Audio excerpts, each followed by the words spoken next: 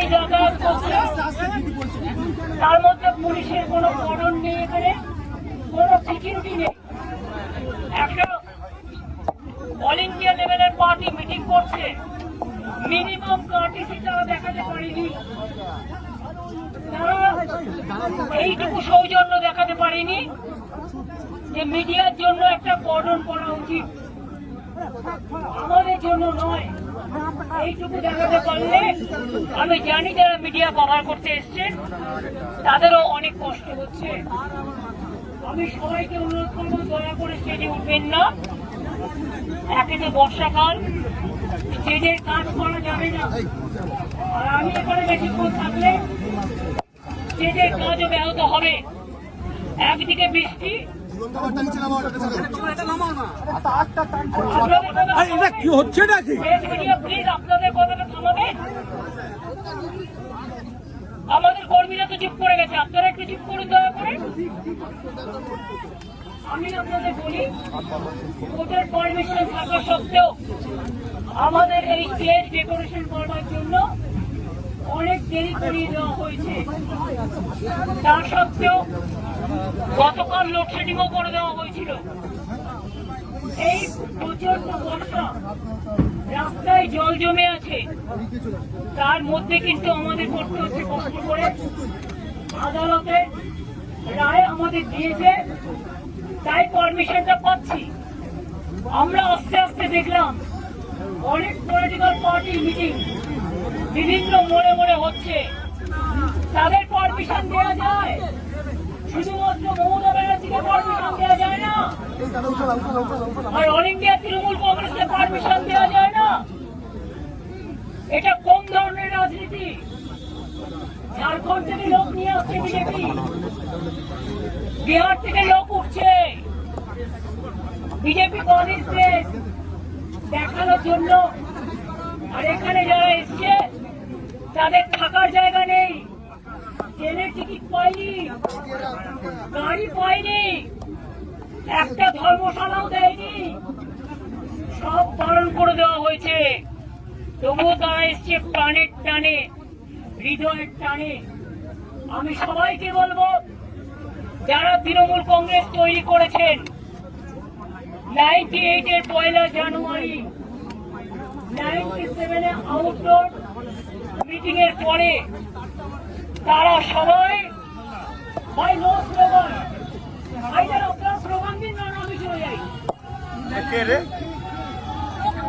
আপনাদের কি স্লোগান দিতে বলেছি? আমি যে কথা বলছিলাম মাইকে শুনতে পাচ্ছে না, আসলে মাইকের একটা আমাদের ভুল হয়ে গেছে,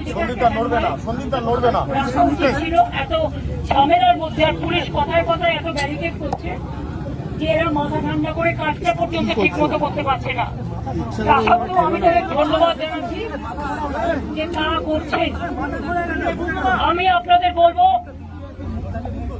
যদি চিৎকার করেন আমি কিন্তু স্টপ করে দেবো, কারণ আমার কিন্তু কোনো আপনাদের কাছে কথা বলার কোনো দায়বদ্ধতা নেই, আমি বলিও না আজকাল।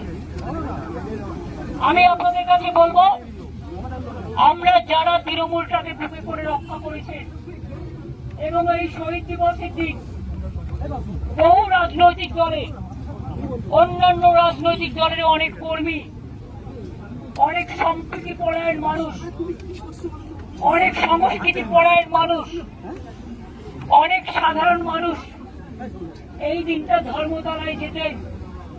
আমরা ধর্মতলায় পারমিশন চেয়েছিলাম, দেওয়া হয়নি। আমরা রেড রোডে চেয়েছিলাম, দেওয়া হয়নি।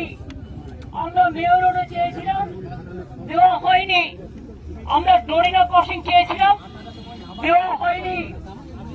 7 দিন রেড রোড বন্ধ করে জোগাড় প্যান্ডেল করা যায়, সাধারণ মানুষকে যাতায়াত করতে না দিয়ে, আর একদিন যদি আমরা বছরের একটা প্রোগ্রাম, এই প্রোগ্রামটা যা 40 বছর ধরে হয়ে আসছে, যদি পারমিশন পেতাম, কোন মহাভারতটা অশুদ্ধ হতো।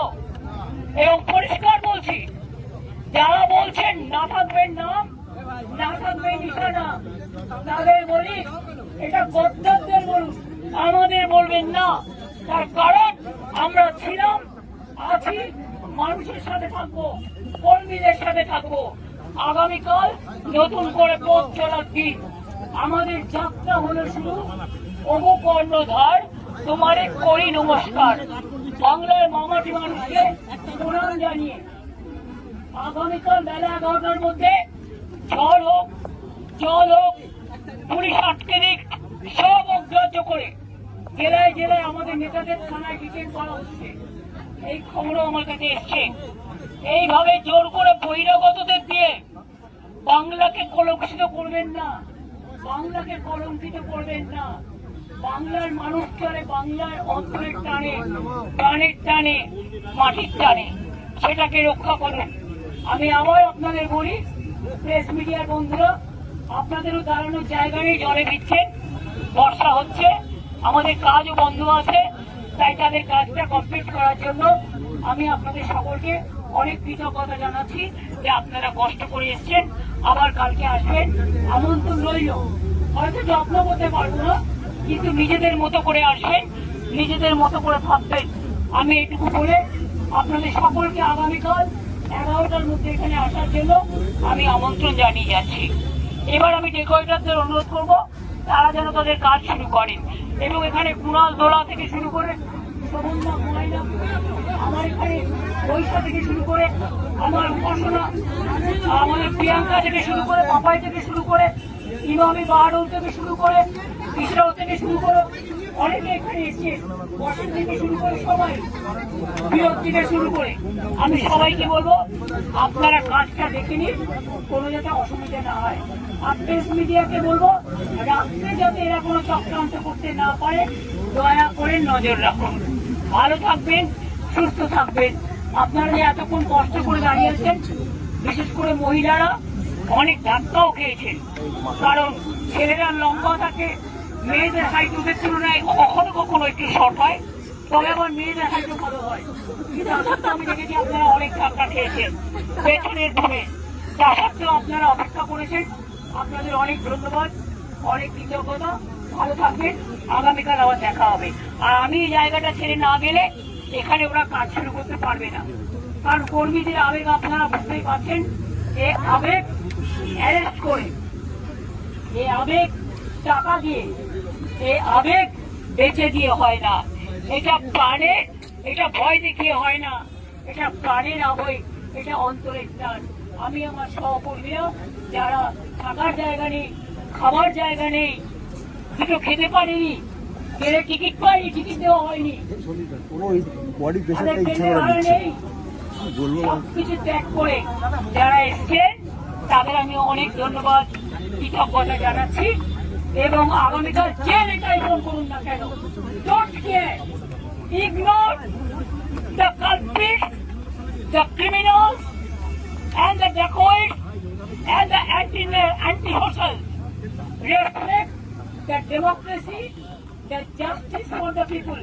Even আমি আজকে কন্ডেম করছি দিল্লি পুলিশ যে অ্যাট্রসিটিস করেছে, বিশেষ করে ককরোচের স্টুডেন্ট এবং ইউথদের ওপরে, এবং সুনামকে যেভাবে ফোর্সফুলি অনশন থেকে তুলে নিয়ে দেওয়া হচ্ছে, আমি তার টোটাল ধিক্কার জানাই। এবং আমি 21শে জুলাই হয়ে যাওয়ার পর আমি ভেবেছিলাম ওদের অনশনটা চলবে, একবার যাবো, কিন্তু আমি শুনেছি ওদের ফোর্সফুলি ওদের অনশনটা উইথড্র করা হয়েছে। যাই হোক, তবু তাদের সাথে দেখা হবে। আমাদের সহকর্মীদের ছিল, থাকবে, আগামী দিনও আমাদের শুভকামনা থাকবে। অনেক অনেক ধন্যবাদ, নমস্কার।